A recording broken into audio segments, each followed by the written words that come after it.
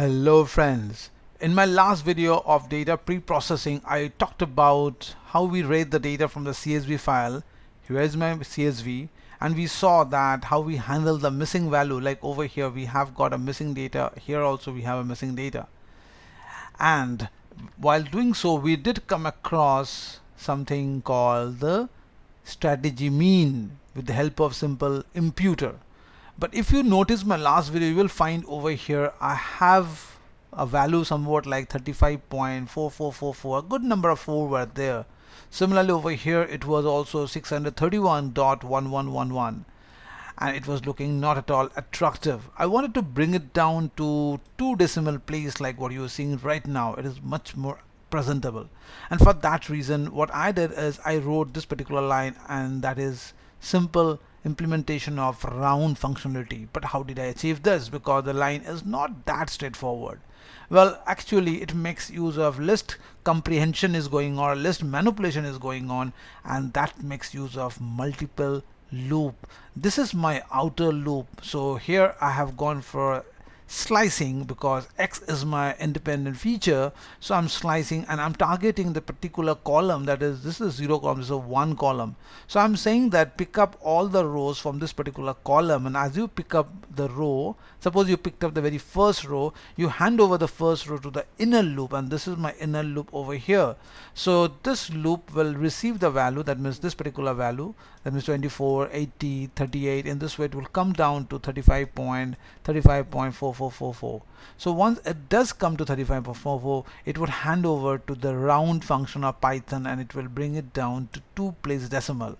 And remember, you're working on a multi-dimensional array, so for that reason you have to pass this entire thing into the NumPy array, so that ultimately you get a 2D array like what you can see right over here. So this is my 2D array, and that's what I'm again saving it back to the X list, which is my which I have implemented the slicing, because I'm targeting the particular very specific column. So the data manipulation is taking on this particular column only, keeping rest of the other column intact. So that's what happened for the very second column. Now what about the last column? Because the last column happiness index also has got a missing data, and that's what I have done right over here, the same statement, but the targeted column is now different. And eventually we are getting a nice, very clean looking double dimension NumPy array where we have got only 2 decimal place value. So after computation of my missing data, now we come to the very important part, and that is called categorical data.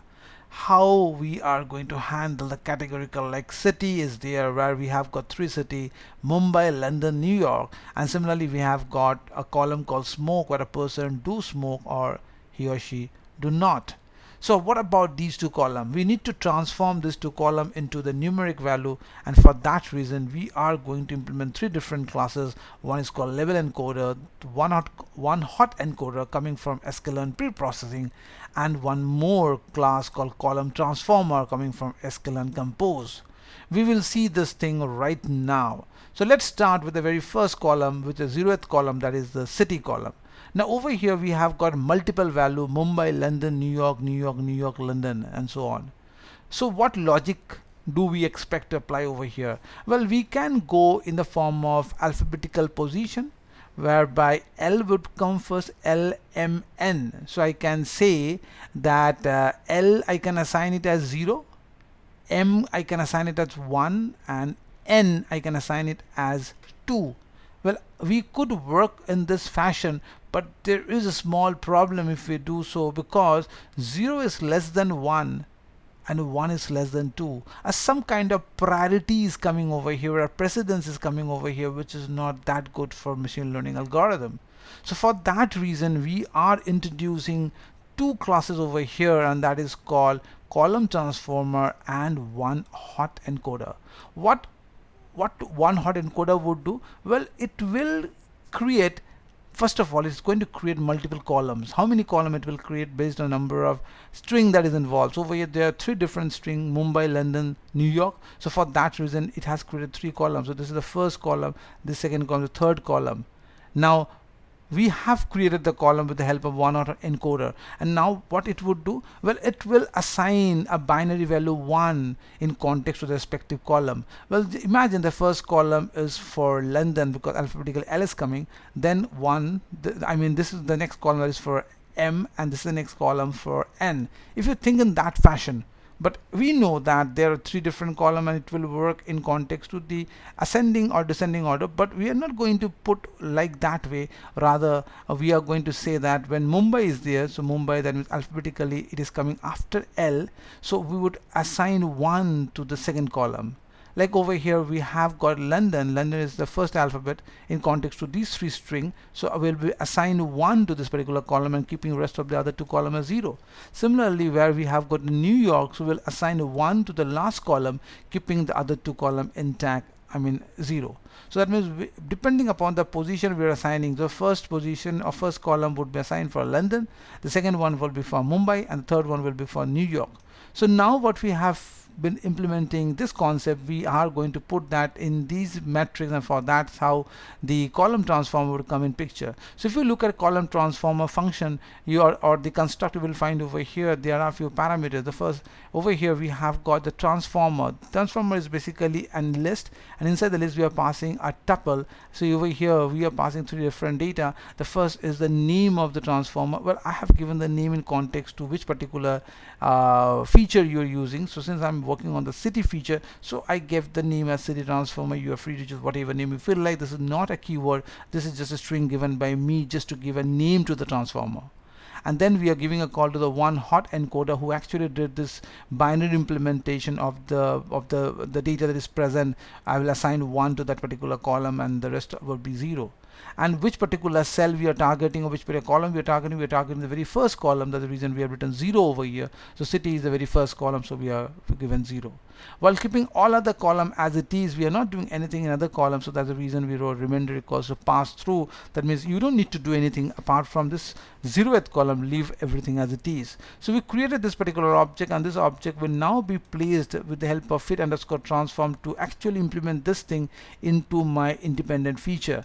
And after doing that, I'm printing my independent feature, and eventually you are seeing 3 different columns, and they have got the binary value like 0 and 1. Or if it is there, then it's 1, if it's not there, it's 0. So this is something what I have targeted for the very first feature, and now we have to do the same for the smoke, and for that reason we are using the LabelEncoder. Well, LabelEncoder is used because this would just, these are like the only yes no value is there. It's an ordinal data, so when it is an ordinal data we can transform it into 1 and 0. So if it is there it will be 1, and if it is not there it will be 0. So like as you can see over here, this is 1, I mean this is yes, so it is 1, this is no, it is 0. Again there are 3 consecutive 1 2 3 4 consecutive 1s are there, and then again 3 consecutive 0s are there. So that's how the LabelEncoder is going to work. So LabelEncoder, after converting your smoke, now we also have to convert our output feature, which is our lowercase y, and for that reason we are using over here the lowercase y, and eventually we got this particular data after converting the happiness index. I mean well, yes, after converting the happiness index after converting the happiness in, I should have said that after converting healthy, I should have written that one. So here I made a small spelling mistake, so it should be after converting, because this is my dependent feature, so it's a healthy.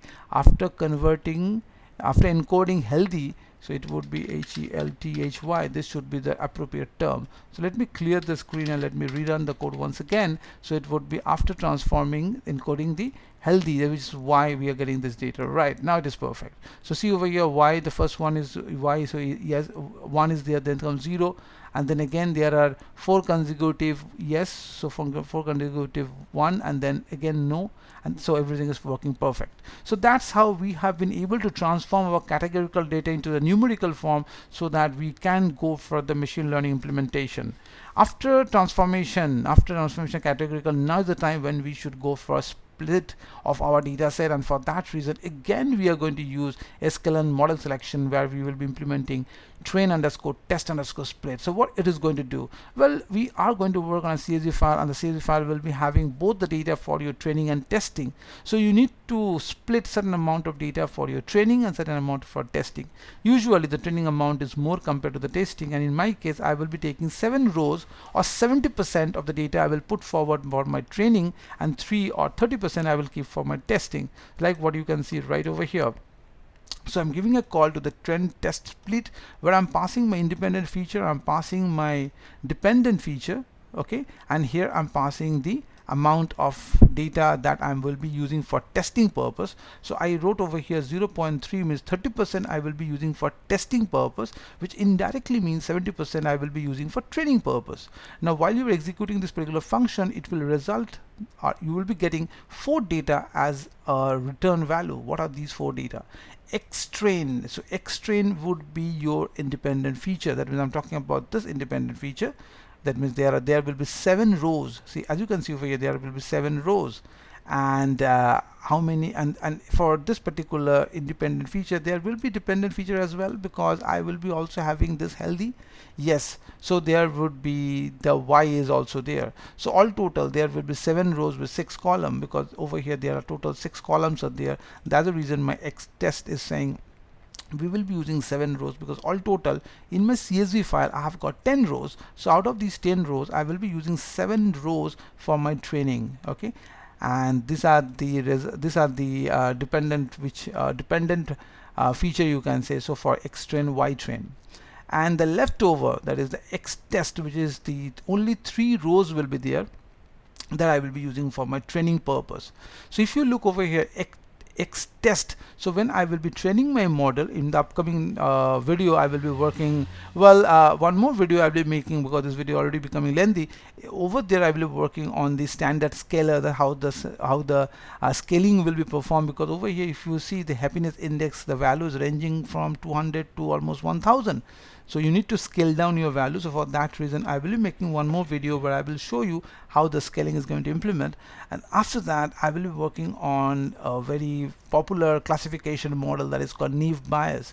So when we will be working on naive Bayes, we'll see that during the testing phase we will pass this Ytrain, okay, we'll pass this Ytrain, and for this given sorry, not Ytrain, I will pass the X test, and for the given X test it will generate a result, and that result is actually the predicted value, and that predicted value we are going to compare with Y test to see that how close or how well my machine learning model has been implemented. So during that point of time we will be using all these 4 references, okay. So keep it in mind, during my training phase I will be implementing both Xtrain, Ytrain. During my testing phase I will be passing on X test. From my model I will be getting one predicted result set. That result set I will compare with my Y test to see how close the resemblance has been. So that's how this particular segment will be implemented. But for the time being, we have seen over here that 7 rows and 6 columns is what I will be using for my training purpose, because 30% method means 3 rows I will be using for testing purpose.